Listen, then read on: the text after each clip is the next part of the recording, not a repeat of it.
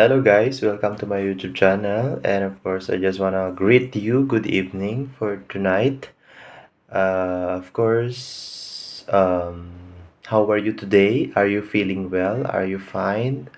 Are you okay with your lesson? Are you okay with other subjects? Are you okay with what is happening today? What is happening to you right now?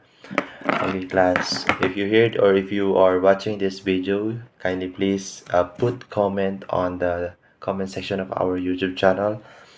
Now, I come up with this video guys for you to inform you with regards sa ating klase tomorrow if we will have a face-to-face class or wala.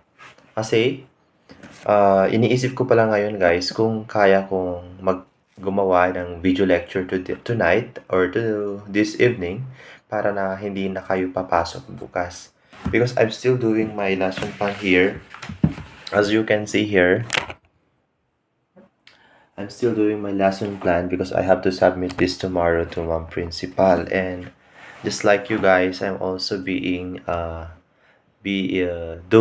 lesson plan, and I hope that you are doing your responsibility as well. Okay, but by the way, siguro hindi na lang kayo papasok bukas.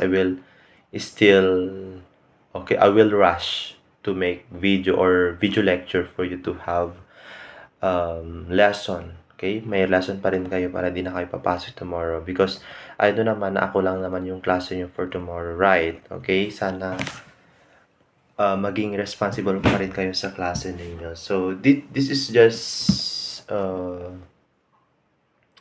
kaninang nakita ko yung mga nagtatanong sa GC. Gusto ko sanang mag-respond but di pa ako sure kanina kung may mag face-to-face tayo bukas. But, pinipilit ko na kayanin na magkaroon ako ng video lecture mamaya para at least hindi na kayo maggagasto para sa pamasahe ninyo. Okay? So, I hope na sana magawa ko na this tonight. Of course, pupuyat ako para dito para at least matapos ko rin yung video lecture nyo. Okay? So, again, I just wanna to remind you that your final examinations would be on January 21, I think, or 21 or 22.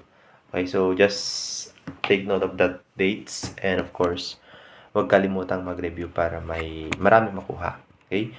So, yun lang. At di ko na papatagalin tong video na to. If you're not yet subscribed to my YouTube channel again, then please do subscribe and support. Thank you very much and God bless to everyone.